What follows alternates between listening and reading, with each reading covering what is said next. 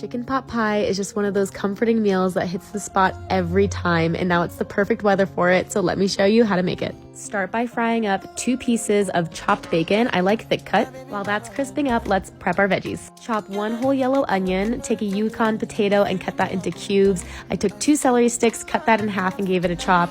2 carrot sticks, cut those in half and gave that a chop. And then I like to add fennel to this as well. Make sure to remove the core as it can be tough before you chop that up. And then crush however much garlic you like. I'm gonna use 6 cloves. Once your bacon is rendered, remove that from the pot. Into the same pot, we're adding 2 tablespoons of butter before tossing in our onions and our potatoes. Let these sweat out for about 5 minutes before we go ahead and toss in the rest of our veg. The great thing about this dish is you can use whatever veggies you have on hand, so feel free to leave any of these out or add anything else in. But don't forget to salt and pepper at this point before you add in your garlic, and then about 3 tablespoons of any fresh cut herb. Today I'm using thyme, rosemary, and sage. Let this cook down for about 5 minutes and get nice and aromatic. At this point, your house is smelling so good. Then toss in 2 tablespoons of butter, a 1/3 cup of flour, and let the flour cook down and get toasty about 5 minutes. Get yourself a 1/2 cup of good dry white wine and pour this into our veggies. We're looking for the flour and wine to form together to get a little pasty before we pour in 3 cups of chicken stock, a cup of heavy cream, and then a 1/4 cup of milk.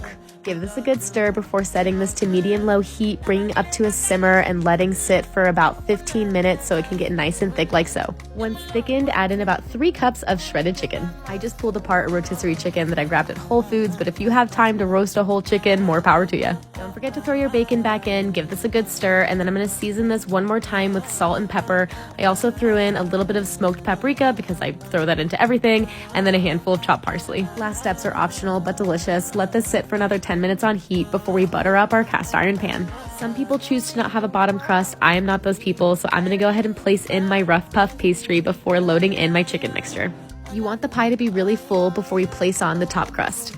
I like to tuck the crust into the pan so it kind of seals together with the other crust, and then just cut in a couple of venting holes before giving this an egg wash so we get that beautiful golden crust. Bake your pie at 375 degrees for about 50 minutes, and then voila, you have the most beautiful chicken pot pie you have ever seen in your entire life. I just topped this with a little bit of Maldon salt and some extra thyme because home-cooked meals can be fancy too. The filling was so savory and comforting. The crust was perfectly crispy and buttery. I hope you make it and enjoy.